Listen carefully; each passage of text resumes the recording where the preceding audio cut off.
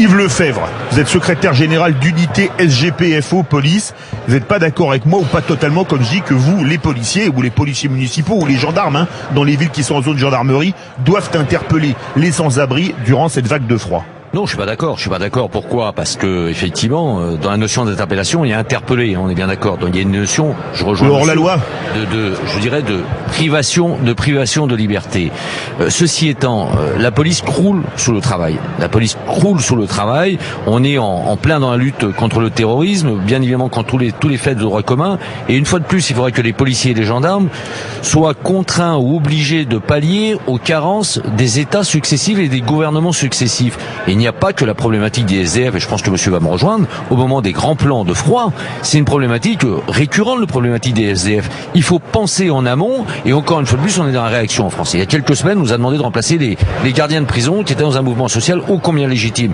Mais on n'est pas là pour, je dirais, pallier à boucher les trous et pallier à tous les désidératas des politiques en manque de reconnaissance ou du moins en manque de publicité ponctuelle. Et pour vous, Yves Lefebvre, secrétaire général d'unité SGPFO Police, vous avez entendu Philippe qui nous appelle d'Arles, qui dit c'est de la non-assistance à personne en danger. C'est exactement ce que disait le maire d'Etterbeek.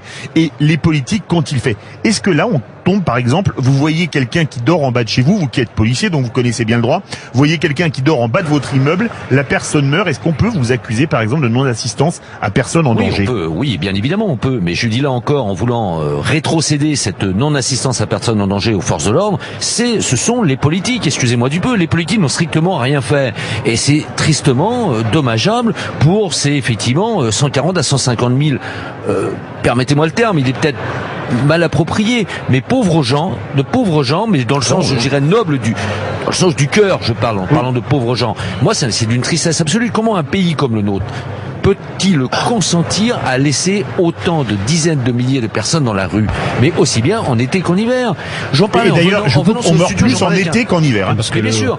Mais sans compter qu'aujourd'hui, on a aussi, ce qu'on connaissait un peu moins, je crois, permet simplement de croire. Aujourd'hui, on a de plus en plus de femmes qui sont dans la rue. Et c'est d'autant plus catastrophique. Mais aujourd'hui, on ne peut pas, c'est pas à la police d'interpeller ces gens, c'est aux pouvoirs politiques locaux. Alors, on a parlé tout à l'heure des députés, mais des maires, des députés, des sénateurs. Au moins, permettez-moi le peu, mais au moins, il serviront peut-être à quelque chose, cela. Et effectivement, on va apprécier vos propos du côté du Palais du Luxembourg. Vous savez, Philippe, que je les assume pleinement, mes propos. Mais je sais. Mais en la matière, non, c'est trop facile de rétrocéder, de passer, on parlait d'une expression d'une heure, on parlait d'une autre expression tout à l'heure, de passer la patate chaude, encore une fois de plus, aux forces de l'ordre. On n'est pas là pour ça. Il est avéré qu'un fonctionnaire de police, et Philippe David le disait, exécute les ordres. Par contre, alors les ordres sont pas toujours les bienvenus, et je suis très à l'aise pour en parler, parce que je suis décrit comme étant quelqu'un qui critique le plus la hiérarchie sommitale de la police nationale. Mais tout à l'heure, vous parliez de subventions.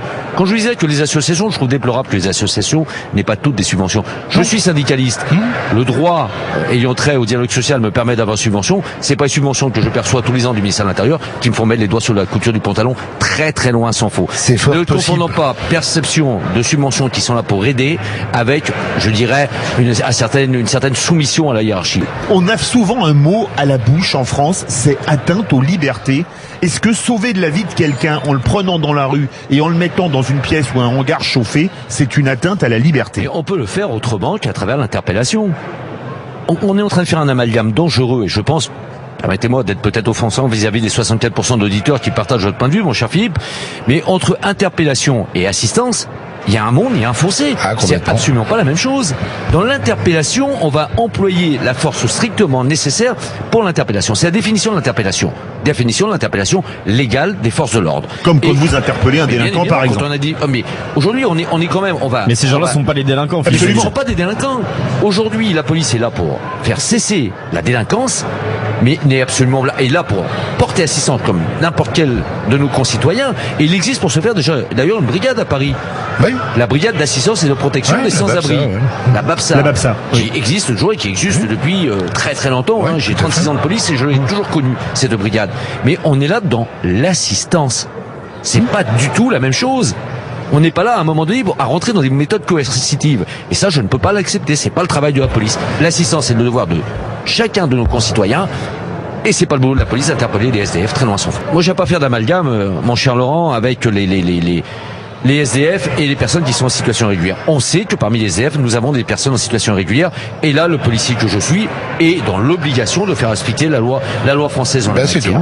Mais on a eu ce même phénomène. On parlait tout à l'heure, vous me parliez tout à l'heure de Calais et la jungle de Calais. Moi, je crois que j'ai vécu l'un des pires moments quand j'ai visité la jungle de Calais. Ah bah, je vous confirme. C'est abominable de voir ces gosses, les pieds là sur une palette en train d'essayer de se réchauffer un brasero et les assis quasiment dans des flaques d'eau. Ouais. C'était scandaleux. Mais pourquoi, encore une fois? Parce qu'on a fait en sorte, les pouvoirs publics, en fait, sont à l'origine de cette jungle. Donc aujourd'hui, c'était pas le tout à un moment donné de décider sous Bernard Cazeneuve de supprimer la jungle sans avoir pensé à un plan B à côté. Et on en est dans la même problématique. Alors moi, je vous rejoins. Si demain, effectivement, des associations comme la vôtre ont la capacité à proposer au pouvoir public un mode d'hébergement pour ces gens, et oui. Par contre, on aura toujours, nous, policiers, le devoir d'interpeller, et même parmi les SDF, nous avons également des gens qui sont, je dirais, en infraction avec le code pénal, et je ne parle pas simplement que de la situation d'étrangers en situation régulière ou irrégulière sur le territoire national, que nous devons bien évidemment d'interpeller. Mais il faut jamais faire d'amalgame dans tout ça. Moi, je retiens dans ce terme vous parliez tout à l'heure de vagabond. Et oui, dans l'enfance, on parlait de clochard aussi. Oui. Et voilà, mais je me répète comme tout à l'heure, ces pauvres gens, et on se doit tous, policiers, associations, journalistes, et qui plus est, ceux qui détiennent le pouvoir, nos politiques, ceux qui dirigent quand même. Non, Laurent. Non, mais moi, je suis pas d'accord. J'étais là-bas. Aux forces de l'ordre, et en l'occurrence au CRS, ce CE qui étaient les premiers. Oui, ils ont des ordres. Non, n'ont jamais été suivis. Mais par contre, je l'ai dit il y a pas trop longtemps sur un autre plateau TV, sur une présidente, je crois, d'association sur Calais. Il y a certaines associations sur Calais, et je réaffirme ici, qui ne remplissent pas leur rôle humanitaire en la matière, qui tendent à vouloir tout faire pour favoriser. Oui, vous parlez de No Border. Non, je parle pas de No Border. Non, je parle d'associations. Et j'ai eu un débat avec quelques politiques, vous voyez, en la matière, avec lesquels on partageait pas du tout la même analyse, même si on peut être en face sur certaines convictions. Mais là, Calais, c'est pas exactement la situation des sans-abri. Mais attendez, vous avez la porte de la Chapelle, c'est un mini Calais. Il nous reste à peine plus d'une minute. Je vais vous demander une réaction à tous les deux. Est-ce que finalement, ce qu'on voit aujourd'hui, c'est pas que la pauvreté est acceptée aujourd'hui en France depuis 30 ans comme un horizon indépassable? Yves Lefebvre.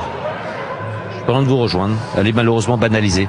Elle est banalisée comme la violence au demeurant, comme les incivilités. Aujourd'hui, on a 3 éléments clés: la violence, l'incivilité et je dirais la pauvreté. Aujourd'hui, on préfère tourner la tête que d'agir et de porter assistance. Aujourd'hui, on préfère tourner la tête que de secourir une femme molestée ou un gamin qui se fait frapper à terre. C'est malheureusement un phénomène qui est là.